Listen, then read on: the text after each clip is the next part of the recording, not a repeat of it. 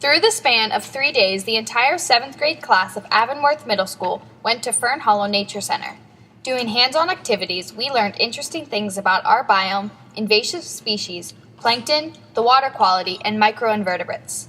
This experience impacted how we look at the environment and showed us things we would not see even if they were right in front of our faces. The following is a summary of what we did, the results we found, and new things we learned. Is a geographical area that is home to certain plants and animals. Our home in western PA is part of the temperate deciduous forest biome. A temperate deciduous forest is a type of forest characterized by trees that seasonally change.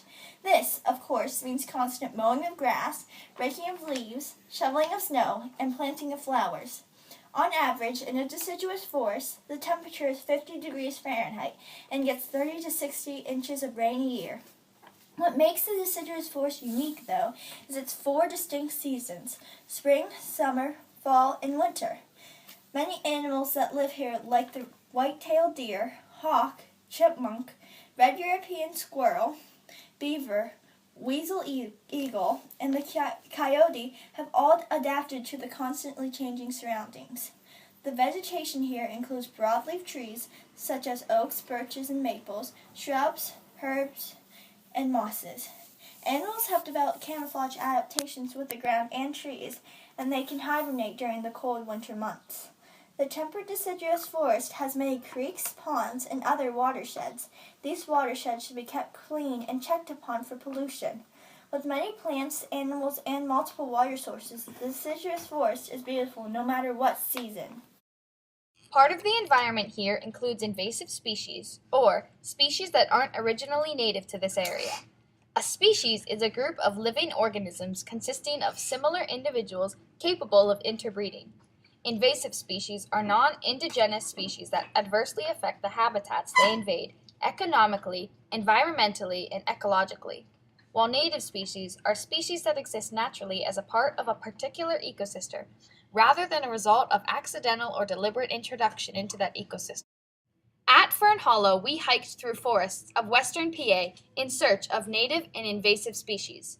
We found lots of native species, like arrowwood, something early Indians used to make arrows, American beech, wildflowers, commonly seen around your neighborhood, bluet, poison ivy, a deadly ivy that will leave your skin irritatingly itchy, violet, ground pine, shrubs that used to be a lot taller, and black raspberry.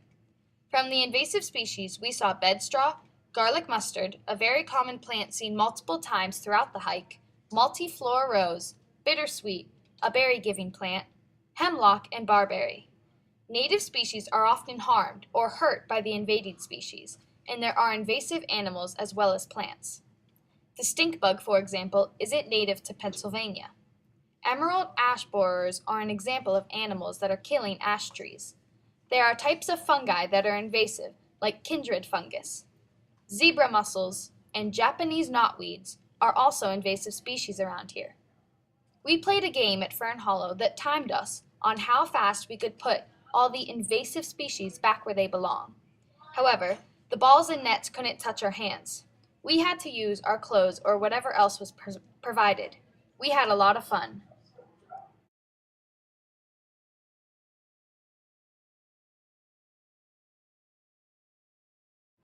There is an unseen world in the rivers, ponds, creeks, and lakes of western PA.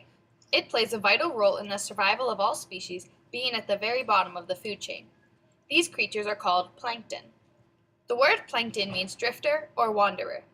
Phytoplankton is a type of plankton relating to plants because they are organisms capable of making their own energy-rich molecules. Zooplankton is a type of plankton relating to animals because they cannot make their own energy-rich molecules. Instead, they eat phytoplankton. Anabaena is a type of phytoplankton. We found this type of plankton at our watershed in Allegheny County. We also found Melocyra, Osculatoria, Spirogyra, all types of phytoplankton. Euglena, ostracod, and cyclops are types of zooplankton. Plankton starts many food chains. For example, an anabaena is eaten by a cyclops. The cyclops is eaten by a dragonfly larvae. The dragonfly larvae is then eaten by a trout. In the watershed of Little Sewickley Creek, our grade examined the water quality. A watershed is an area where water drains into another water source. Through a series of tests, we determined if the creek was clean. The results we got were exciting. Following the directions, 2 people went a distance upstream to collect water to test for temperature and pH level. It hadn't rained for some while, so the part of the creek we were in was a little above our ankles. It was lower than usual, but still, nothing to worry about. With assistance from April, one of the Fern Hollow workers, one person took the temperature of the water, finding an average of 15.3 degrees Celsius. The normal temperature for the creek was 6 to 12 degrees Celsius, so it was a little above. Next, we tested the pH level. Our average was 7.5, which was good, for the average pH level for Pennsylvania is 6.5 to 8.5. When looking down at the water, you could see the rocks, meaning the water was clear, and after smelling the water, which struck us as weird, we decided that the water had no chemical smell to it. Our experience down at the creek overall told us that the water was clean and fit as a home for many different species. With all the water data collected, we were then ready to seek out microinvertebrates and invertebrates. To clarify, macroinvertebrates are animals without backbones, while vertebrates are animals with backbones. With a net set up, a group made their way downstream, stomping and kicking. This was a technique we used to basically herd out all the animals in our way to the net. Once our net was filled with miscellaneous things, we were handed bowls and spoons to try to find small critters hidden in our bid clumps. Animals like the gilled snails, mayfly nymphs, non-net spinning caddisflies, rifle beetle, stonefly, water penny larvae, and hellgrammites, which are very sensitive to pollution, were found in the creek, and almost all of the groups found mayfly nymphs. This means that this water source is generally healthy. Searching under rocks and in the deeper zone, we found even more animals. Almost every group found salamanders, and 8 groups found the cranefly and crayfish, and 4 groups found scuds. These animals can live in water that is a bit polluted, but not too much. Even more animals were discovered, like the aquatic worms, which we found 5 times, the black fly larva, and the aquatic snowbug, which we found 3 times, and pouch snails. These are the animals that are tolerant to polluted water. All these animals help make a healthy watershed are important to the environment. They are at the beginning of the food chain, and without them, food would be harder to come by.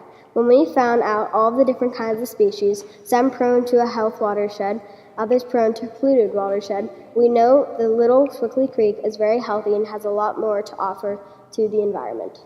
Seeing things that we never knew were in our biome really made us open our eyes to the world around us. Now we can go home and find invasive species that we learned about or point out a plant that we know the name of. Even knowing that the creek we went to is clean doesn't mean that every water source is.